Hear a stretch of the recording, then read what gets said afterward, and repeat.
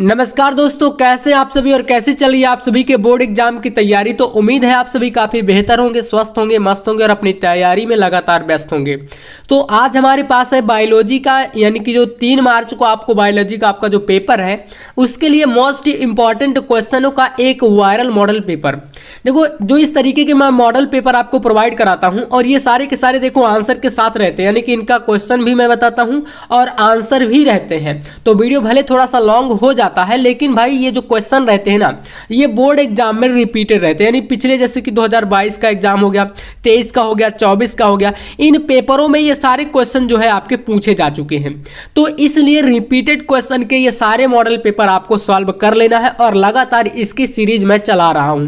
तो आपको चैनल से जुड़े रहना, यानी कि सब्सक्राइब कर लीजिएगा अगर नहीं किए हैं। और बाकी आप लोग यहाँ पर ये जो पैटर्न मैं दिखा रहा हूँ, ये तो आपको एक तरीके से क्लियर रहे कि भाई हाँ, न्यू पैटर्न ऐसा रहेगा और पेपर आपका इसी पैटर्न पर आने वाला है। तो देखो, ये इस तरीके से कोण रहता है। एक पेपर का जो सेट कोण है यहाँ पर जीएम है और 348 ये सब्जेक्ट कोण है। इसको कॉपी पर डालना होता है, तभी जाके कॉपी आपकी चेक होती है। भाई क्लियर होता है कि आपने पेपर जो है वह किस सेट से लिखा है। ठीक है, तो इस तरीके से रहता है। और बायोलॉजी का है, बिल्कुल न्यू पैटर्न के अकॉर्डिंग है और हल के साथ है। चलिए शुरू करते हैं।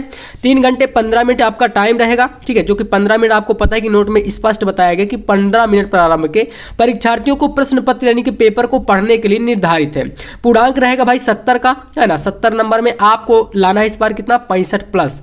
क्योंकि यार बायोलॉजी में देखो टोटल थ्योरी है और डायग्राम है और टिप्पणियां है, इस तरीके के अंतर वगैरह वाले क्वेश्चन आते हैं। तो इस प्रकार के ऐसा कोई भी क्वेश्चन आपका नहीं बचेगा जिसको आपको कराया ना जाए। बस अभी आपके पास जितना भी टाइम है, क्योंकि पता है कि भाई 3 मार्च को हम यहाँ पर जो आपका 24 फरवरी से पेपर स्टार्ट है, इसमें आपका 24 को हिंदी, उसके बाद डायरेक्ट आपका बायोलॉजी का पेपर है। तो 3 मार्च के लिए आपको बिल्कुल जो है अभी तैयार हो जाना है। हर एक प्रकार के क्वेश्चन मैं कराऊंगा। तो इसके कुछ निर्देश हैं, इन निर्देशों को आप पढ़ सकते हो। बिल्कुल वीडियो को रोक करके हम लोग शुरुआत करते हैं क्वेश्चनों की, क्योंकि फिर ज़्यादा टाइम वेस्ट हो जाएगा, है ना। तो यहाँ से देखिए, टाइम को हमें बिल्कुल भी अब खराब नहीं करना। पहले भाई आपके पूछे जाएंगे, देखो ऑब्जेक्टिव क्वेश्चन। तो जो ऑब्जेक्टिव क्वेश्चन रहते हैं बायोलॉजी में, वो टोटल 4 पूछे जाते हैं यूपी बोर्ड की अगर हम बात करें। ठीक है, जैसे कि यहाँ पर 1 का पहला क्वेश्चन, सही विकल्प चुनकर अपनी उत्तर पुस्तिका में लिखिए। पहला प्रश्न है, भ्रूण पोष की कोशिकाएं होती हैं तो अगुणित होती हैं, द्विगुणित होती हैं, या इसके अगले विकल्प भी देखो दिए गए हैं, त्रिगुणित और चौगुणित।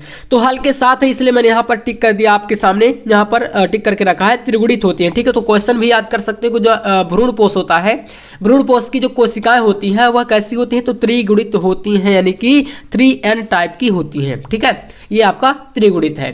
तो इसको कर लीजिएगा। फर्स्ट क्वेश्चन का राइट आंसर आपका ऑप्शन नंबर 3 है। इसके बाद यहाँ पर आपके पास दूसरा क्वेश्चन कह रहा है कि मधुप के नर ड्रोन यानी पुमधुप में क्रोमोसोम की संख्या होती है। तो ऑप्शन देखो 32, 64, 8 और 16।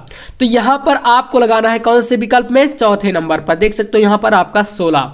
तो ये आपका क्या है, राइट आंसर हो जाएगा। और जो क्वेश्चन है वो कह सकते हो कि VVI सीरीज वाले हैं सारे। ठीक है, तो बिल्कुल आपको ये जो सीरीज चल रही है आपकी लगातार मॉडल पेपर की, पूरे आपको सॉल्व करना है। ठीक है, और मैं आपको सॉल्यूशन के साथ प्रोवाइड कराऊंगा, कहीं पर भी भटकना आपको नहीं पड़ेगा। चलिए, इसके बाद यहाँ पर देखिए ग नंबर क्वेश्चन को।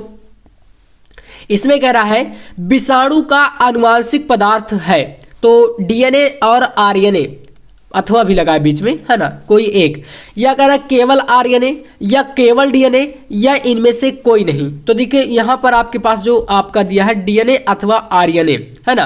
तो यहाँ पर आपको लगा देना है क्या, DNA भी हो सकता है, RNA भी हो सकता है, केवल एक तो हो नहीं सकता, ना ही केवल DNA और ना ही केवल RNA, और इनमें से कोई नहीं, ऐसा भी नहीं हो सकता। तो DNA अथवा RNA में से ही कोई एक रहेगा। ठीक है ना, कभी DNA कभी RNA ऐसे। तो गा का आपका पहला नंबर का जो विकल्प है वो बिल्कुल करेक्ट है, इसको टिक कर लीजिएगा। इसके बाद लास्ट क्वेश्चन देखो 4 पूछे जाते हैं ऑब्जेक्टिव। तो कह रहा है कि जन्मजात उपापचयी त्रुटि क्या है, तो फिनाइल कीटोनूरिया, है ना, कीटोनूरिया, वर्णांधता, हीमोफीलिया, अरक्तता। तो यहाँ पर जन्मजात उपापचयी जो त्रुटि के अंतर्गत आता है, त्रुटि का मतलब होता है गलती, मिस्टेक, जो विकार भी बोल सकते हो। तो यहाँ पर हो जाएगा फिनाइल कीटोनूरिया। ठीक है, वर्णांधता और जो हीमोफीलिया है ये आपके क्या होते हैं, लिंग संलग्न रोग होते हैं, लिंग संलग्न विकार हैं। लग्न, है ना, लिंग सहलग्न। तो इसमें आपकी इस तरीके की बीमारियां वर्णांतता और हीमोफीलिया जैसी होती हैं। हीमोफीलिया में क्या होता है, इसमें रक्त का थक्का नहीं जमता और वर्णांतता में व्यक्ति जो है रंगों में जो विभेद है, कलर में अंतर नहीं पहचान पाता। इस तरीके की ये बीमारियां आपकी यहाँ पर होती हैं। तो टोटल कितने हो गए, 4 ऑब्जेक्टिव कंप्लीट। अब यहाँ से आपके पूछे जाएंगे अति लघु उत्तरीय प्रश्न, जो कि रहेंगे टोटल 1-1 नंबर के पूछे जाते हैं यहाँ से। तो ये प्रश्न जो रहेंगे आपको पूछे जाएंगे प्रश्न संख्या 2 के अंतर्गत, ठीक है, जिसमें पहला ही प्रश्न आपके सामने देखो का नंबर 2 का कह रहा है कि फाइलेरिया रोग के रोग जनक का जंतु वैज्ञानिक नाम लिखिए। देखो जो फाइलेरिया होता है वह किसके कारण होता है, तो आपको पता है कि एक प्रकार का ये मच्छर के काटने से होता है। किसके काटने से होता है, तो मच्छर। तो यहां पर आपको लिखना है फाइलेरिया रोग के रोग जनक का जंतु का जो नाम है वो है बाउचेरिया बैंक्रोफ्रटाई, है ना, यही इंग्लिश में लिखा गया है बाउचेरिया बैंक्रोफ्रटाई। और यह एक नीमेटोड परजीवी है। फाइलेरिया रोग को फैलाने वाला जो मच्छर है उसका नाम क्या है, क्यूलेक्स, ठीक है। तो मच्छर का नाम याद कर सकते हो। कभी कभी ये प्रश्न जो है ऑब्जेक्टिव में भी बन जाता है।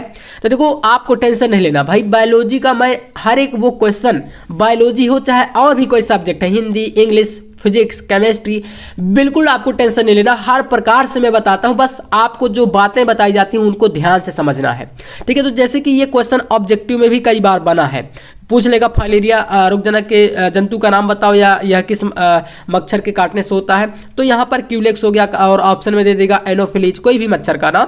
तो क्यूलेक्स आपको यहाँ पर इसको चूज कर लेना, ठीक है। ये आपका हो जाएगा पहले 2 के का आंसर। इसके बाद यहाँ पर आपसे क्वेश्चन कर रहा है कि डीएनए एवं आरएनए, ठीक है, डीएनए और आरएनए में कह रहा है कि कोई एक अंतर दीजिए, मतलब कि सिर्फ आपको एक अंतर, बहुत ही सिंपल सा भाई, अंतर तो पूछे ही जाएंगे। आप कोई 3 अंतर याद कर लेना। अब 3 अंतर जब याद कर लोगे तो 1 नंबर से लेकर के 3 नंबर तक में जो भी प्रश्न आएगा उस सारे प्रश्न आपके कवर हो जाएंगे।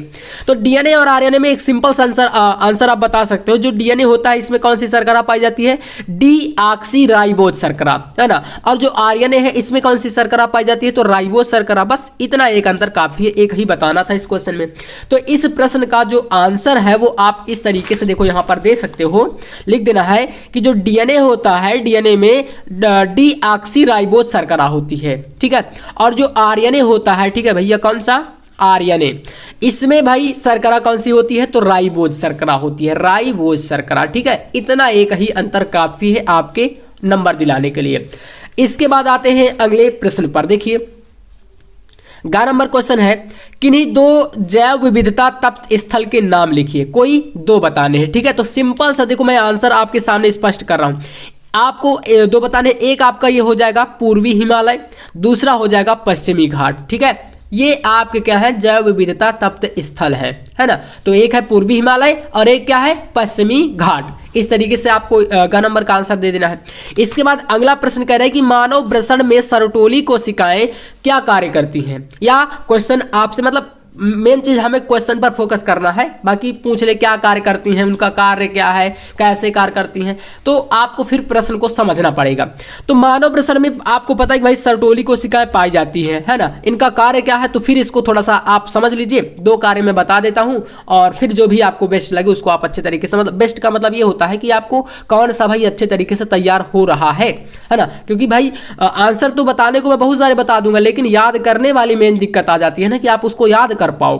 तो इस तरीके से देखो यहां पर आप कर दीजिए, आंसर कर दीजिएगा, सर्टोली कोशिकाएं शुक्राणु जनन के लिए जरूरी होती हैं, ठीक है। और ये कोशिकाएं शुक्राणुओं के विकास को नियंत्रित करती हैं और उन्हें परिपक्व शुक्राणुओं में बदलती हैं। परिपक्व मतलब पूर्ण रूप से उनको प्रौढ़ अवस्था में पहुंचाती है, मतलब कि पूर्ण रूप से स्वस्थ शुक्राणु बना पाती हैं। और ये कौन करता है, तो वृषण में जो पाई जाती है सर्टोली कोशिकाएं, ठीक है। मेल की बात हो रही है, यानी पुरुषों में, ठीक है। तो ये आपको याद करना है। दूसरा यहां पर देखो, दूसरा कार्य, सर्टोली कोशिकाएं शुक्राणु जनन के दौरान रोगाणु कोशिकाओं को शारीरिक सहायता देती हैं और ये कोशिकाएं रक्त वृषण अवरोध बनाती हैं और शुक्राणु जनन के लिए पोषक तत्व को प्रदान करती हैं। तो ये दोनों इसके जो है प्रमुख कार्य हैं। स्क्रीनशॉट आप कर लीजिएगा या तो वीडियो को रोक करके भी आप पढ़ सकते हो, है ना। इसलिए मैं थोड़ा सा यहाँ पर हाथ वगैरह हटा लेता हूँ, क्लियर आपको दिखता रहता, तो आप पढ़ सकते हो। इसके बाद देखो नेक्स्ट क्वेश्चन कह रहा है कि डीएनए अणु को कौन सा एंजाइम तोड़ता है, या यहां पर पूछ सकता है कौन सा एंजाइम काटता है, काटता या तोड़ता, ठीक है, किसको, तो डीएनए को, है ना, डीएनए अणुओं को। तो देखो जो डीएनए अणुओं को तोड़ने का काम करता है वो है एंडोन्यूक्लियेज या प्रतिबंधन एंडोन्यूक्लियेज। और अगर कभी पूछ ले कि भाई डीएनए अणुओं को खंडों को जोड़ने का कौन सा काम करता है, तो फिर वहां पर याद कर लीजिएगा लाइगेज होता है। कौन सा एंजाइम, तो लाइगेज, ठीक है। लाइगेज क्या करता है, ये भैया क्या करता है, तो याद कर लो, जोड़ता है, ठीक है, जोड़ता है, क्योंकि दोनों को हमें याद करना है। लाइगेज जोड़ता है और एंडोन्यूक्लियेज या प्रतिबंधन एंडोन्यूक्लियेज क्या करता है, तो ये काटता है या तोड़ता है, ठीक है। तो याद कर लीजिएगा, दोनों तरीके से पूछता है, ये क्वेश्चन भी ऑब्जेक्टिव में बना है कई बार, तो दोनों तरीके से हमें याद कर लेना। चलिए अब यहां से अंगा नंबर तक के क्वेश्चन आपके जो दूसरे के अंतर्गत थे वो सारे कंप्लीट हो जाते हैं। यहां से प्रश्न पूछेगा लघुत्तरीय फर्स्ट टाइप के, क्योंकि लघुत्तरीय जो होते हैं वो दो तरीके से प्रश्न आपके बायोलॉजी में पूछे जाते हैं। एक होता है लघुत्तरीय फर्स्ट और एक आपका अभी आगे पूछा जाएगा चौथे के अंतर्गत लघुत्तरीय सेकंड टाइप का। ये तीसरे के अंतर्गत है, तो ये आपका फर्स्ट टाइप का है। चलिए तो जानते हैं तीसरे का पहला प्रश्न यहां पर क्या नंबर दिया है, कह रहा है कि डीएनए के 4 न्यूक्लियोटाइड इकाइयों के नाम लिखे। सिंपल सा, बहुत ही साधारण सा प्रश्न है। तो 4 न्यूक्लियोटाइड इकाई कौन कौन सी होती हैं, तो एक आपका यहां पर हो जाएगा एडिनिन, ठीक है, दूसरा है थाइमिन, तीसरा है ग्वानिन, चौथा है क्या, साइटोसिन। ये किसमें है, डीएनए में। और अगर आरएनए की बात करेगा तो साइटोसिन के स्थान पर यूरेसिल आ जाता है। कौन सा आ जाता है, यूरेसिल, ठीक है, जिसको यू से इस प्रकार से व्यक्त करते हैं।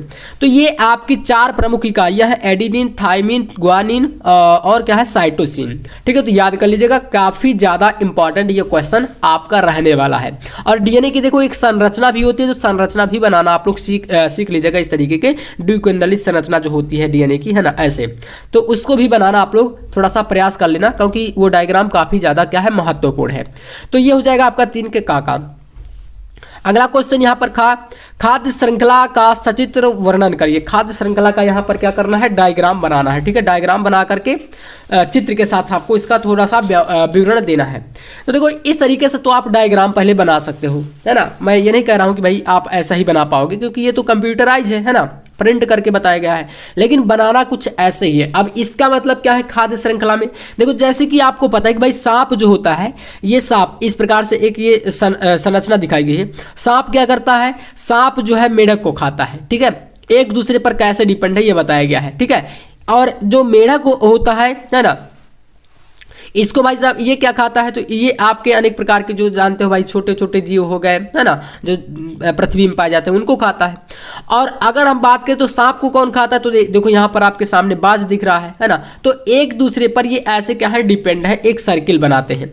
खाद्य श्रृंखला कुछ ऐसे ही चलती है। और भी आप जानवर जंतु जो है कई प्रकार के बना सकते हो, खरगोश वगैरह, तो वो आपके ऊपर डिपेंड है, ठीक है। इसका आंसर इस तरीके से लिखना है, देखो खाद्य श्रृंखला पारिस्थितिकी में जीव से जीव तक भोजन के रूप में पदार्थ और ऊर्जा के हस्तांतरण का क्रम, मतलब कि एक सीरियल, ठीक है ना। जैसे कि यहाँ पर क्रम मैंने बताया ना कि इस तरीके से ये इसके ऊपर डिपेंड है, ये इसके ऊपर डिपेंड है, इसके ऊपर ऐसे, है ना। तो खाद्य श्रृंखला स्थानीय रूप से एक दूसरे से जोड़ती है खाद्य जाल, क्योंकि अधिकांश जो जीव होते हैं वो एक दूसरे से अधिक प्रकार के जानवरों या जीवों का उपभोग करते हैं।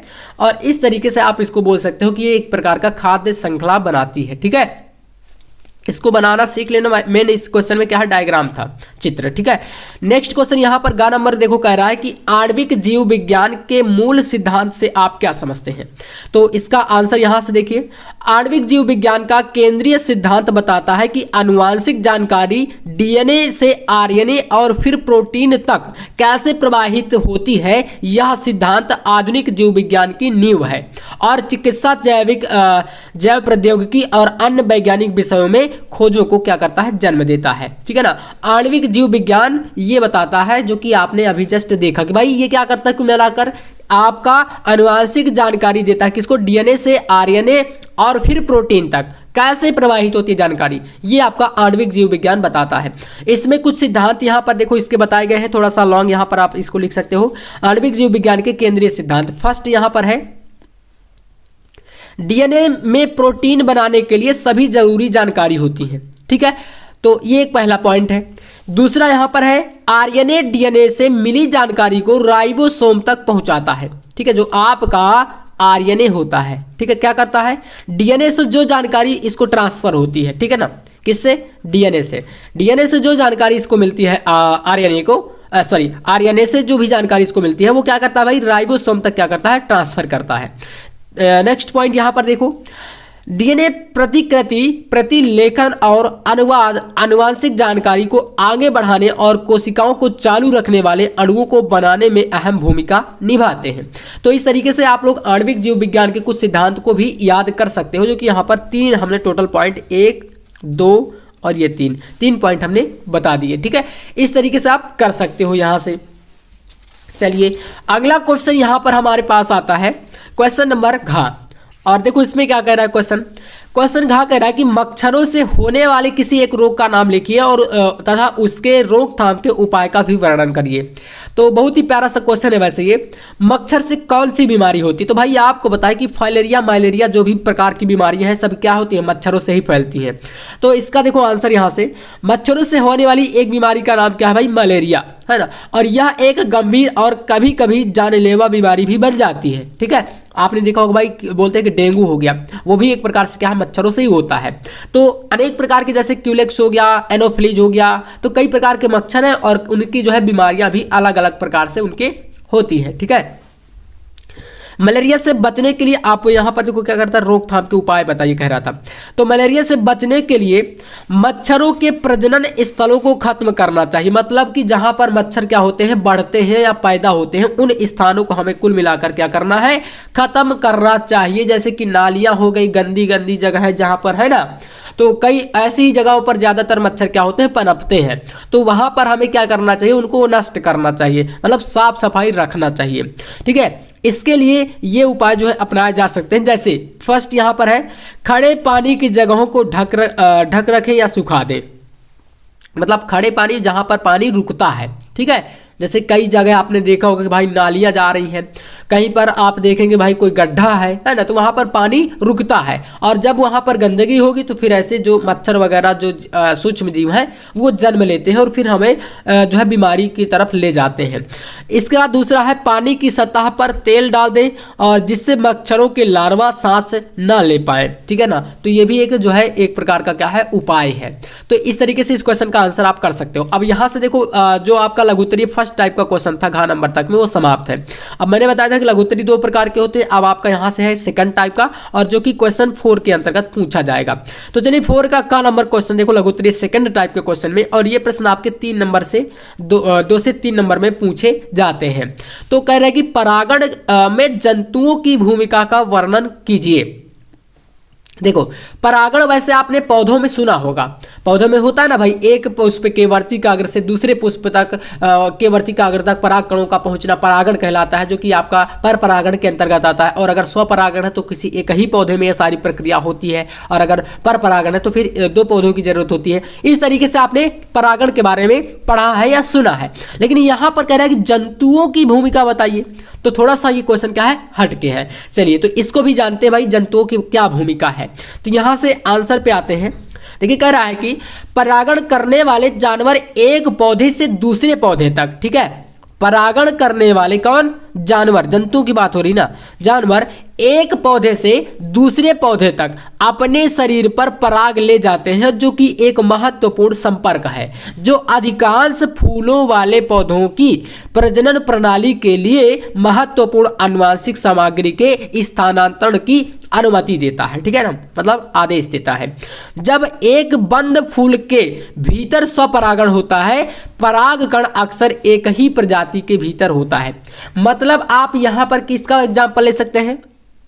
जानवर या जंतु, अब या तो कोई सूक्ष्म जीव, जैसे आप तितली को ले लो। तितली जानते हो तितली क्या होती है भाई? आपने देखा होगी वो जो तितली होती है वो पुष्पों का क्या है, फूलों का क्या होता है, रस को ग्रहण करती है। अब एक पुष्प से वो दूसरे पुष्प तक जाएगी तो भाई वो परागकण को ही तो लेती है। अब एक से लेकर के दूसरे पर बैठी, दूसरे से लेकर के तीसरे में बैठी, तो इस तरीके से वो जहां पर भी बैठती है उसके शरीर में कुछ ना कुछ वो परागकण जो है जाते हैं, तो दूसरे में पहुंच जाते हैं, उससे तीसरे में पहुंच जाते हैं। इस तरीके की प्रक्रिया होती है जंतुओं की भूमिका के अंतर्गत। ठीक है, तो उम्मीद है कि आप लोग इसको समझ गए होंगे कि जंतुओं की क्या भूमिका है। और आई होप आप एग्जाम तक अब भूलोगे भी नहीं इस तरीके की चीज़ों को, ठीक है। तो यहाँ पर मेन चीज़ हमें क्वेश्चन को एग्जाम्पल के साथ समझना है, चीज़ों को बेहतरीन तरीके से समझना है। भले थोड़ा सा टाइम लग जाएगा, उसका कोई दिक्कत नहीं, टाइम तो लग ही जाता है क्वेश्चनों को समझने में, तो कोई दिक्कत नहीं। इसके बाद देखो नेक्स्ट क्वेश्चन यहाँ पर करें कि द्विबीजपत्री भ्रूण का स्वच्छ नामांकित चित्र बनाइए। द्विबीजपत्री भ्रूण, तो देखिए इसका डायग्राम कुछ इस तरीके से बनेगा, ठीक है। तो क्लियर आपको दिख भी रहा होगा, हो सकता है, और नहीं अगर दिख रहा है तो आप अपनी बुक में भी देख सकते हो, इस तरीके से बनाया जाएगा।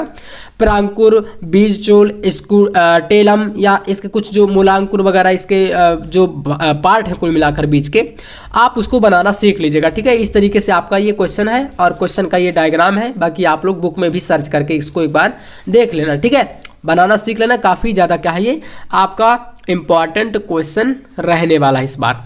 इसके बाद अब आते हैं ग नंबर प्रश्न पे। ग नंबर देखो यहाँ पर चौथे का, अपूर्ण प्रभाविता क्या है, उदाहरण सहित समझाइए। चलिए, तो अपूर्ण प्रभाविता के बारे में देखो क्या बताया गया है। उस यहाँ से आंसर है आपका, जब किसी जोड़े गुणों में से प्रभावी गुण अप्रभावी गुण को पूरी तरह से क्या करता है, दबा नहीं पाता, है ना।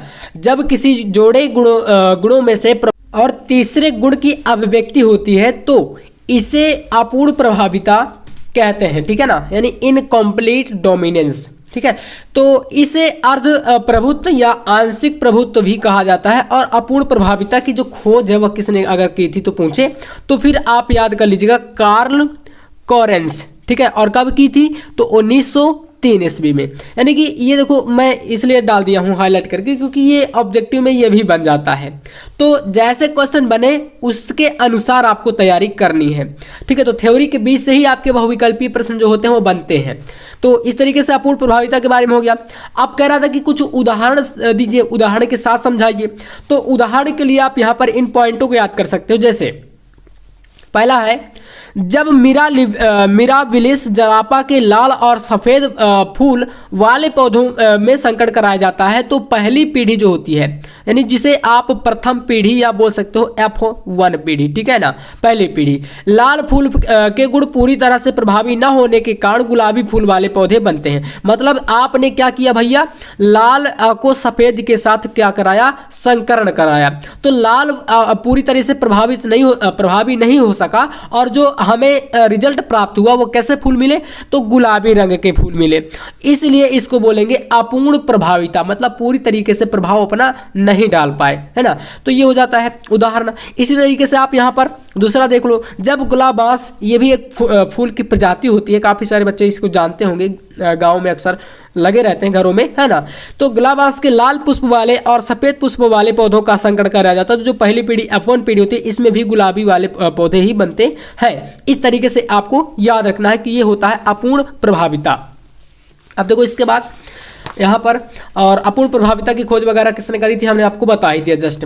इसके बाद देखो यहाँ पर आपको क्या करना है, अपूर्ण प्रभाविता में दो विषमयुग्मजी एलील एक साथ व्यक्त किए जाते हैं। प्रत्येक एलील द्वारा निर्मित विशिष्ट फेनोटाइप, है ना, को एक साथ तीसरे फिनोटाइप में मिश्रित किया जाता है। यहाँ तक क्या करना है, इस वाले क्वेश्चन का आपको आंसर देना। देखो फिनोटाइप अपूर्ण प्रभाविता क्या होता है ना, ये हो जाता है। और इसका उदाहरण क्या होता है, तो उदाहरण में मैंने बता दिया कि जब लाल को सफ़ेद पुष्प के साथ संकरण कराएंगे तो जो पहली पीढ़ी होगी उसमें हमें गुलाबी रंग के फूल मिलेंगे। और इस तरीके की जो प्रभाविता है हम कह सकते हैं कि ये क्या है, अपूर्ण प्रभाविता है ना। अब इसके बाद देखो ये आपका हो जाता है पूरा का पूरा इस क्वेश्चन का क्या है, आंसर। इसके बाद यहां से आपका अगला क्वेश्चन स्टार्ट है जिसमें कह रहा है क्वेश्चन कि भाई जैव उर्वरक कैसे मृदा उर्वरता को बढ़ाते हैं, बताइए। जैव उर्वरक मिट्टी की उर्वरता को कैसे बढ़ाते हैं। चलिए तो यहां पर देखिएगा, जैव उर्वरक मिट्टी की उर्वरता को बढ़ाने के जो है कई तरीके से काम करते हैं। जैसे कि यहाँ पर पॉइंट वाइज मैंने बताया है। फर्स्ट पॉइंट यहाँ पर है, जैव उर्वरक में मौजूद जो सूक्ष्म जीव, यानी कि जमीन में जो सूक्ष्म जीव पाए जाते हैं, जैसे कि आप मेढक की बात कर लो, केचुए होते हैं, है ना, इस प्रकार के क्या होते हैं, ये सूक्ष्म जीव हैं। तो वायुमंडल और भी काफ़ी सारे छोटे छोटे कीड़े होते हैं जमीन में, आप देखिएगा खेतों में। तो वायुमंडलीय नाइट्रोजन को क्या करते हैं, स्थिर करके मिट्टी को पोषक तत्वों में समृद्ध करते हैं। तो इस तरीके से एक रीजन ये हो गया उर्वरता को बढ़ाने का। दूसरा जो रीजन है यहाँ पर, ये सूक्ष्म जीव क्या करते हैं भाई, फास्फोरस को घुलनशील बनाते हैं, जिससे यह पौधे को उपलब्ध हो जाता है। मतलब क्या करेंगे, घुलनशील, जैसे फास्फोरस है उसको मिट्टी से खा खा करके क्या करेंगे, उसको घुलनशील मिट्टी में, मतलब मिट्टी में ही बदल देते हैं। और जब बारिश होगी या पानी बरसेगा या हम लोग पानी खेतों में लगाते हैं, तो वहां से क्या करते हैं, घुलनशील जो फास्फोरस है वो क्या होता है, पौधों के तक पहुंच जाता है, पौधों की जड़ें में। और इस तरीके से आप यहाँ पर पूरी तरीके से एक प्रकार से कह सकते हो कि ये जैव उर्वरक को बढ़ा देते हैं। ठीक है, इसके बाद देखिए, जैव उर्वरक पौधों की वृद्धि कारक पदार्थ देते हैं, ये मिट्टी की सेहत में सुधार करते हैं। और पांचवा पॉइंट है, जैव उर्वरकों का इस्तेमाल टिकाऊ कृषि के लिए उचित विकल्प माना जाता है। तो टोटल हमने 5 पॉइंट बताए हैं और ये 5 पॉइंट काम करते हैं आपके जैव उर्वरक के रूप में, यानी मिट्टी की उर्वरता को बढ़ाने के रूप में। इस तरीके से आप जो है पूरा का पूरा यहाँ से इस क्वेश्चन का आंसर समझ सकते हो। ठीक है, तो उम्मीद है आप लोग इसको समझ गए होंगे। अब चलिए यहाँ से आ जाते हैं प्रश्न संख्या 5 में। लेकिन इससे पहले आपके लिए एक ऑफर की बात है भाई, अगर आप भी क्लास 12th में हैं और बोर्ड एग्जाम 2025 की बेहतरीन तैयारी करना चाहते हैं और टारगेट है कि भाई कम से कम 80% और ज्यादा से ज्यादा आपको 90-95 अगर लाना है, ठीक है, तो आप लोग ये नोट्स परचेस कर सकते हो 95114705 इस व्हाट्सएप नंबर पर कॉन्टेक्ट करके। यहाँ पर फिजिक्स का, केमिस्ट्री का, बायोलॉजी का, हिंदी का, इंग्लिश का, यानी ये 5 विषय, और जो मैथ वाले बच्चे हैं उनको मैथ के लिए मात्र 99 रुपीज, यानी कि जो आपका एक ऑफर के तहत मैं दे रहा हूं 99 रुपए। ठीक है ना, 99 रुपए में ऑल सब्जेक्ट 80% डिस्काउंट के साथ आपको मिलेंगे इन सभी के पीडीएफ नोट्स। जी हाँ, व्हाट्सएप पर आपको पीडीएफ नोट्स इस नंबर पर कांटेक्ट करके, और साथ में अनसॉल्व्ड सेट सब कुछ आपको मिलेगा मात्र 99 रुपए में। तो अभी ऑफर चल रहा है, आप ले सकते हो, सारे विषयों की कंप्लीट तैयारी कर सकते हो अगर आपने नोट्स वगैरह नहीं बनाया है तो। और इसी तरीके से आंसर के साथ सारे क्वेश्चन वहां पर बताए गए हैं इन नोट्स में। ठीक है ना, तो आप संपर्क कर सकते हो। चलिए देखो, क्वेश्चन कह रहा है 5वें में पहला, हार्डी-बेनबर्ग सिद्धांत पर एक टिप्पणी है। बहुत ही ज्यादा ये इंपॉर्टेंट क्वेश्चन है, हार्डी-बेनबर्ग का सिद्धांत, है ना। अब देखिए इसके बाद यहां से आंसर है इसका, हार्डी-बेनबर्ग संतुलन किसी जनसंख्या में एलिल आवृत्तियां पीढ़ी दर पीढ़ी नहीं बदलेंगी। यदि एक स्थान पर 2 एलिल वाली आबादी में एलिल आवृत्तियां P तथा Q है तो अपेक्षित जीनोटाइप आवृत्तियां P² या 2PQ और Q² है। एक बार जब कोई आबादी हार्डी-बेनबर्ग संतुलन में होती है तो यह आवृत्तियां वितरण जो होता है पीढ़ी दर पीढ़ी नहीं बदलेगा। अब इसमें हार्डी-बेनबर्ग सिद्धांत में बताया क्या क्या गया है, तो यहां से कुछ पॉइंट के तरीके से मैंने इसको जो है यहां पर सिमिलरिटी के तौर पर दिया है। तो पॉइंट वाइज अगर समझोगे तो ज्यादा बेटर रहेगा। तो यहां पर देखो पहला पॉइंट, फर्स्ट, हार्डी-बेनबर्ग सिद्धांत जो होता है, यह सिद्धांत यह बताता है कि अगर किसी आबादी में परेशान करने वाले कारक ना हो, ठीक है ना, मतलब आबादी का मतलब जनसंख्या या जानवर की बात करें या किसी भी प्रजाति की हम बात करें उसकी जनसंख्या के बारे में, तो कारक अगर ना हो तो उसमें आनुवांशिक भिन्नता एक पीढ़ी से दूसरी पीढ़ी तक स्थिर क्या होगी, रहेगी। मतलब कांस्टेंट जो है आनुवंशिकता बनी रहेगी। ये बताता है कौन, तो हार्डी-बेनबर्ग का सिद्धांत बताता है। इसी तरीके से दूसरा वाला पॉइंट, इस सिद्धांत के मुताबिक किसी आबादी में एलिल और जीनोटाइप की आवृत्ति पीढ़ी दर पीढ़ी स्थिर रहती है। दूसरा अगला पॉइंट, इस सिद्धांत को आनुवंशिक संतुलन भी कहा जाता है। एंड लास्ट पॉइंट है, हार्डी-बेनबर्ग सिद्धांत के मुताबिक अगर किसी आबादी में उत्परिवर्तन, प्रवासन, प्राकृतिक चयन, यौन संचयन जैसे कारक नहीं है तो आबादी आनुवंशिक संतुलन में रहती है। कुल मिलाकर के हार्डी-बेनबर्ग सिद्धांत में क्या बताया गया है, तो आनुवंशिक संतुलन ही एक मेन पॉइंट है। आप किसी भी पॉइंट को इनमें से पढ़ लो, सारे के सारे पॉइंट में एक ही बात बताई गई है कि भाई आनुवंशिक भिन्नता ना हो और संतुलन बना रहे, और संतुलन के बारे में ही सारे पॉइंट यहां पर आपको बता रहे हैं। इसको क्या बोलते हैं, हार्डी-बेनबर्ग का सिद्धांत। तो सारे पॉइंट्स को आप याद कर सकते हो, हर एक पॉइंट आपके लिए इंपॉर्टेंट है। और ये देखो 5वें के अंतर्गत क्वेश्चन पूछा है तो कम से कम 3 या 5 नंबर में अगर आएगा तो फिर आपको लॉन्ग में थोड़ा सा एक्सप्लेन करके बताना पड़ेगा इस तरीके से, है ना। तो ये क्वेश्चन 5 का आपका क्या हो जाएगा, का नंबर। इसके बाद आपका यहां से देखो क्वेश्चन क्या है, खा, 5वें का आपका यहां पर है खा नंबर। विपुंसन की व्याख्या कीजिए। विपुंसन क्या होता है, इसकी व्याख्या करनी है। तो देखिए यहां से आंसर है, एक द्विलिंगी पुष्प की कला अवस्था में परागकोश को काटकर अलग करने की प्रक्रिया विपुंसन कहलाती है। और यह कृत्रिम यानी कि लोगों के द्वारा कृत्रिम, आप बोल सकते हो आर्टिफिशियल, है ना, कृत्रिम पराग की एक तकनीकी है तथा इसका प्रयोग पादप प्रजनन द्वारा आर्थिक महत्व के पौधों की अच्छी नस्ल बनाने के लिए किया जाता है। ठीक है, तो आप समझ गए होंगे कि भाई विपुंसन का उपयोग कहां पर होता है। ठीक है, अब देखिए इसके बाद विपुंसन का मतलब क्या होता है। देखो, तो विपुंसन का मतलब है किसी शब्द का लिंग बदलकर उसे पुल्लिंग बनाया जाना, है ना, या बनाना। जैसे नर्तकी का विपुंसन नर्तक होता है। ठीक है, मतलब आप कह सकते हो कि विपुंसन का शाब्दिक अर्थ क्या है, तो भाई उसमें आप कुल मिलाकर के उसका लिंग बदल दो। ठीक है, तो नर्तकी को क्या बना दे, नर्तक। इस प्रकार का ये प्रक्रिया हम समझने के लिए आपको बता रहे हैं। ठीक है, एग्जाम्पल। अब यहाँ पर अब पुष्पों में अगर यही हम चीज अप्लाई करें, ये तो भाई एक प्रकार से मतलब आदमी के लिए हो गया, मनुष्य के लिए हो गया। लेकिन अगर पौधों की बात कर ले तो भाई पौधों में विपुंसन क्या है, तो इस तरीके से आप समझ सकते हो। देखो यहाँ पर विपुंसन का मतलब है द्विलिंगी पौधों में से पुमंगों यानी कि नर जनन भाग को हटाना। यह प्रक्रिया स्वपरागण को रोकने और परपरागण को प्रोत्साहित करने के लिए की जाती है। मतलब ये जो आपकी विपुंसन प्रक्रिया होती है, यह स्वपरागण को रोकती है और परपरागण को क्या करती है, विकासित करती है, यानी कि प्रोत्साहित करती है। पादप प्रजनक इस तकनीकी का प्रयोग नई किस्मों के विकास के लिए करते हैं। तो इस तरीके से भैया आप समझ सकते हो कि भाई विपुंसन क्या होता है और इसका यूज कैसे कहां पर होता है। ठीक है, तो इस पर मेन चीज क्या है भाई, टिप्पणी व्याख्या पूछा था, तो ऐसे ही आपको इस प्रश्न का आंसर जो है कर देना है। इसके बाद देखिए हम लोग आ चुके हैं यहां से 5वें के ग नंबर क्वेश्चन में। सहलग्नता पर टिप्पणी दीजिए, सहलग्नता पर टिप्पणी। तो चलिए सहलग्नता देखिए, एक ही गुणसूत्र पर स्थित जीनों में एक साथ वंशागत, है ना, वंशागत ऐसे कर लेना, एक यहां पर वो लगा लेना मात्रा बड़ा आगे, वंशागत होने की परिवर्ती पाई जाती है। जीनों की इस परिवर्ती को सहलग्नता यानी लिंकेज कहते हैं। और जब जीन जो कि एक ही गुणसूत्र पर स्थापित होते हैं और एक साथ वंशानुगत होते हैं तो उन्हें सहलग्न जीन कहते हैं। ये हो जाता है क्या, सहलग्नता का हमारा टिप्पणी।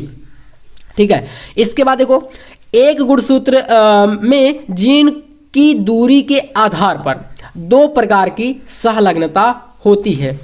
मतलब एक जो जीन होता है इसमें दूरी के आधार पर, किसके आधार पर, दूरी के आधार पर, एक होती है पूर्ण सहलग्नता, 2 प्रकार की होती है। तो एक है पूर्ण और एक है अपूर्ण, मतलब कि अधूरी। तो 2 प्रकार की क्या होती है, ये सहलग्नता पाई जाती है। इस तरीके से इतना आंसर आपको सहलग्नता पर लिख देना है। ठीक है, इसके बाद क्वेश्चन आपसे एक डायग्राम वाला देखो पूछा है। मैंने बताया था कि भाई बायोलॉजी में चित्र आपका बहुत ही ज्यादा महत्वपूर्ण होता है। ठीक है ना, तो अगर डायग्राम वाला प्रश्न आपसे पूछे तो भाई आपको फिर इस तरीके से इनका आंसर जो है देना रहेगा। तो देख सकते हो यहाँ पर कह रहा है कि स्त्री अंडाशय के रेखीय काट का नामांकित चित्र बनाइए। तो ये आपका इस तरीके से डायग्राम तो आपको मिल ही जाएंगे। इस तरीके के बायोलॉजी में बहुत सारे आप लोग ढूंढ लोगे, है ना, मोबाइल भी है आपके पास, बुक भी है, क्वेश्चन बैंक पे, तो कहीं पर भी आप देख लेना, आपको मिल जाएगा। ठीक है, इसके बाद यहाँ पर इसको बनाना सीख लेना, काफ़ी क्या है इंपॉर्टेंट ये आपका डायग्राम रहेगा। स्त्री और पुरुष दोनों का, पुरुष के लिए भी आपको मेल के लिए भी तैयार कर लेना है। इसके बाद यहाँ से क्वेश्चन 6 देखिए, यहाँ पर क्वेश्चन नंबर 6 में आपका पहला क्वेश्चन, बायोगैस के उत्पादन में सूक्ष्मजीवों की भूमिका का वर्णन करिए। मतलब बायोगैस बनाने के लिए यानी उत्पादन के लिए सूक्ष्मजीव किस तरीके से मदद करते हैं, किस तरीके से हेल्प करते हैं, इनके भूमिका हमें बतानी है। काफी महत्वपूर्ण ये का है प्रश्न है। चलिए तो इस प्रश्न को हम लोग देखते हैं यहाँ आंसर के साथ। देखिएगा, तो आंसर यहां से, बायोगैस उत्पादन में सूक्ष्मजीवों की भूमिका। सूक्ष्मजीव कहते किन्हें हैं, आप जानते हो सूक्ष्मजीव कौन से होते हैं, जिन्हें हम नग्न आंखों से नहीं देख सकते हैं, है ना। इसके लिए सूक्ष्मदर्शी का उपयोग करते हैं या कई प्रकार के यंत्र हैं, उनसे ही हम लोग इनको देख पाते हैं, है ना। ये होते हैं सूक्ष्मजीव। तो जैसे कि पहला पॉइंट यहां पर देखिए, बायोगैस उत्पादन में सूक्ष्मजीवों की भूमिका अहम होती है ना, मतलब कि महत्वपूर्ण भूमिका ये निभाते हैं। सूक्ष्मजीव कार्बनिक पदार्थों जैसे प्रोटीन, कार्बोहाइड्रेट और लिपिड को पाचन करके मीथेन यानी कि CH4 और इसके अलावा कार्बन डाइऑक्साइड CO2 इस प्रकार की क्या है गैसों में बदलते हैं सूक्ष्मजीव। और इन्हीं गैसों से तो आपको पता है कि भाई बायोगैस बनाई जाती है ना। मेथेन हो गया, मेन घटक क्या होता है बायोगैस का, मेथेन गैस होती है और कार्बन डाइऑक्साइड, इस तरीके के गैस है। तो सूक्ष्मजीव इनको जो है प्रोटीन कार्बोहाइड्रेट में बदलते हैं, लिपिड में बदलते हैं और जो पाचन करके मेथेन और कार्बन डाइऑक्साइड गैस बनती है। इस तरीके से ये एक भूमिका के तौर पर कार्य करते हैं सूक्ष्मजीव। दूसरा पॉइंट देख लीजिए, सेकंड, बायोगैस उत्पादन के लिए अपशिष्टों को अवायवीय परिस्थितियों में रखा जाता है और इस प्रकार की प्रक्रिया जो होती है, बैक्टीरिया सबसे पहले कार्बनिक पदार्थों को तोड़ते हैं और इसके बाद एसिटिक एसिड, कार्बन डाइऑक्साइड और हाइड्रोजन का उत्पादन होता है और आखिर में यानी अंत में एसिटिक एसिड जो होता है, एसिटिक अम्ल जिसे बोलते हैं, कार्बन डाइऑक्साइड यानी कि CO2 और हाइड्रोजन यानी कि H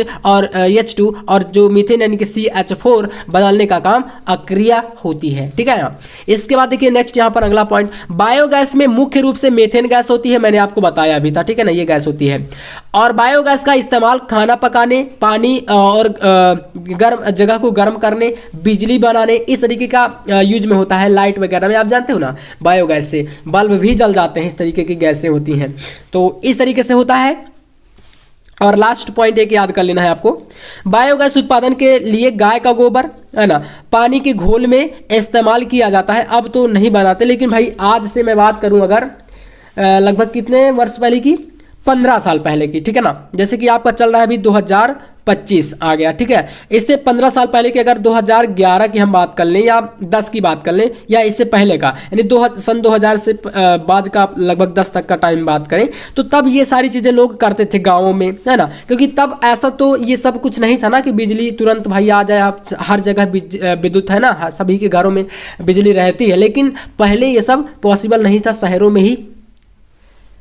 और ये जो गाय के गोबर में जो आप कह सकते हो कि जो उसका मतलब पदार्थ होता है, वहाँ पर मीथेन गैस होती है। ठीक है ना, तो उसको मतलब सड़ा के जब बनाया जाता है तो वहाँ पर मीथेन गैस जो है काफ़ी मात्रा में बन जाती है। तो इसको बोलेंगे तो गाय के गोबर में मीथेन जेंस है ना नाम के बैक्टीरिया होते हैं और ये बैक्टीरिया क्या करते हैं, सेल्यूलोजिक पदार्थों को तोड़कर मीथेन का उत्पादन करते हैं। तो इस तरीके से ये हमने कितने पॉइंट बताए आपको, 4। ठीक है ना, बायोगैस उत्पादन में सूक्ष्म जीवों की भूमिका पर 4 पॉइंट। फर्स्ट ये हो गया, सेकंड आपका ये हो गया, थर्ड ये हो गया एंड फोर्थ। 4 पॉइंट आप लिख देना, इतने में आपको पूरे में पूरे नंबर मिलेंगे। अगर ये क्वेश्चन 4 नंबर में आएगा तो 4 में 4 नंबर मिलेंगे। हो सकता है अगर डायग्राम पूछेगा तो फिर वहाँ पर चित्र आप लोग अपनी बुक में देख लेना, चित्र भी एक बार बना दीजिएगा तो काफ़ी बेटर रहेगा। ठीक है ना, तो चित्र में कुछ खास नहीं है, बॉक्स वगैरह बनाना है वैसे तो बहुत ही आसान रहता है, उसको बना लीजिएगा।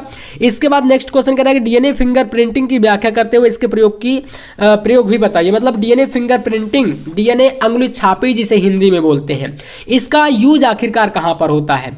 तो भैया आपको पता होगा, देखो पहले इसका थोड़ा सा आंसर देख लो। डीएनए फिंगरप्रिंटिंग एक तकनीकी है जिसका इस्तेमाल किसी व्यक्ति के डीएनए की पहचान करने के लिए किया जाता है ना। और यह तकनीकी कई तरह से उपयोगी है और इसका कुल मिलाकर मतलब कि आविष्कार किसने किया था, तो एलेक्स जेफरी ने किया था। 1900 कभी किया था, तो 1903 ईस्वी में किया था, याद कर लेना। तो इसका भाई यूज कहाँ कहाँ पर होता है, ये तो बहुत ही बड़ी बात है ना। उपयोग तो पूछा था ना, इसका उपयोग कहाँ होता है। तो देखो इसका जो उपयोग होता है एक प्रकार से अपराधों में दोषी ठहराने और गलत तरीके से आरोपित लोगों की को बरी करने में, मतलब कुल मिलाकर के जैसे कि हत्या, बलात्कार, कई प्रकार के जो केसेस होते हैं उनमें जो है डीएनए फिंगरप्रिंटिंग तकनीकी का यूज होता है और जिससे कि भाई पता चलता है कि ये क्या वास्तव में ये दोषी है या नहीं, है ना। इस प्रकार में, इसी प्रकार से आपका पितृत्व और मातृत्व परीक्षण में, यानी कि ये भी इनसे पता लगाया जाता है कि जैसे कोई संतान है ना, और अगर कोई संतान है और पिता जैसे है वो बोल रहा है कि ये संतान हमारी नहीं है, तो उसमें आप क्या है भाई, यहाँ पर अगर ये जो इसको साबित करना है कि नहीं ये पिता है, तो ये जाके क्या करेंगे भैया, कोर्ट में केस कर देंगे। फिर जो है इनका डीएनए और इनका डीएनए क्या होगा, दोनों के डीएनए की क्या होगी, जांच होगी। अब अगर दोनों का डीएनए में आपका कुछ सेम पाया गया, मतलब कि लगा कि हाँ सेम है, तो फिर क्या है, इनको मानना पड़ेगा। ये होता है आपका डीएनए फिंगर प्रिंटिंग में। इसके अलावा प्राकृतिक आपदाओं से पीड़ित की पहचान करने में, जैसे कि प्राकृतिक आपदाएं, मान लो कि भाई कहीं पर ऐसा हो जाता है कि आग लग गई या कहीं पर ऐसा हो गया कि बाढ़ आ गई, फिर पहचान, चेहरा वगैरह पहचान में नहीं आ रहा, सिर्फ बॉडी है, तो चेहरा वगैरह नहीं है पहचान में और सिर्फ बॉडी है, तो फिर बॉडी का डीएनए टेस्ट कराया जाएगा। और जो उसके परिवार वाले हैं अगर बोल रहे हैं कि हमारा सदस्य था, तो फिर उनका डीएनए चेक करा जाएगा और फिर दोनों के अगर सेम है तो फिर बताया जाएगा कि हाँ ये पॉसिबल है, ये सिद्ध हो जाता है कि हाँ ये आपके परिवार परिवार का था। तो इस तरीके से इसमें भी ये यूज होता है। मानव अवशेषों की पहचान करने में हड्डियों से भी डीएनए का जांच हो जाता है। जीवों के बीच विकासात्मक संबंधों का पता लगाने में इस तरीके से डीएनए का फिंगरप्रिंटिंग का इस्तेमाल होता है। तो आई होप आप लोग समझ गए होंगे। इसके बाद नेक्स्ट क्वेश्चन है आदिमानव या ऑस्ट्रेलोपिथेसिन क्या होता है, इस पर एक टिप्पणी दीजिए। तो ऑस्ट्रेलोपिथेसिन यहाँ पर है लेट मियोसिन उप युग के में पाए गए थे। ये द्विपाद थे और मतलब दो पैर कुल मिलाकर, इनके हाथ वगैरह नहीं। इनके दांत इंसानों जैसे थे। इनका मस्तिष्क का आकार आधुनिक गैर मानव वानरों से ज्यादा था। ऑस्ट्रेलोपिथेकस के सदस्यों को कभी कभी ग्रेसाइल ऑस्ट्रेलोपिथेसिन कहा जाता था। पैरेंथ्रोपस में को मजबूत ऑस्ट्रेलोपिथेसिन कहा जाता है। इंसान हो सकते हैं कि ऑस्ट्रेलोपिथेसिन से ही विकसित हुए हों, ऐसा माना गया है। ठीक है, तो इस तरीके से इस पर आप ये पॉइंट लिख सकते हो। इसके बाद चलिए नेक्स्ट क्वेश्चन पे आते हैं। सहोपकारिता बहुत ही ज्यादा ये वेरी वेरी इंपॉर्टेंट क्वेश्चन है। इसको चलिए करते हैं। सहोपकारिता क्या है, उदाहरण सहित कह रहा है कि व्याख्या कीजिए। यहां से आंसर देखियो। जीव विज्ञान में जब दो अलग अलग प्रजातियों के जीव एक दूसरे से लाभान्वित होते हैं तो इसे सहोपकारिता कहते हैं। मतलब कि भाई दो लोग मिलकर के काम करें और दोनों को लाभ हो, है ना, ये हो जाता है सहोपकारिता या परस्परता भी बोलते हैं। सहोपकारिता से जुड़े कुछ पॉइंट यहाँ पर है। जैसे पहला है यह दो प्रजातियों के बीच स्थायी पोषण संबंध होता है। यहाँ पर अगला पॉइंट है सहोपकारिता ये से दोनों जीवों को भोजन मिलता है और नेक्स्ट परभक्षियों को से बचाव में मदद मिलती है ना, यानी कि जो दूसरों को खाते हैं। और सहोपकारिता के उदाहरण जीव जगत के सभी जगतों में पाए जाते हैं। सहोपकारिता के कुछ उदाहरण जैसे शैवाल और कवक के सहजीवी संबंधों से बना क्या होता है, लाइकेन। इन दोनों के संबंधों से लाइकेन। परागकर्ता और आवृतबीजी पादपों के पुष्प के बीच का संबंध, ये भी आपका सहोपकारिता का एक उदाहरण है।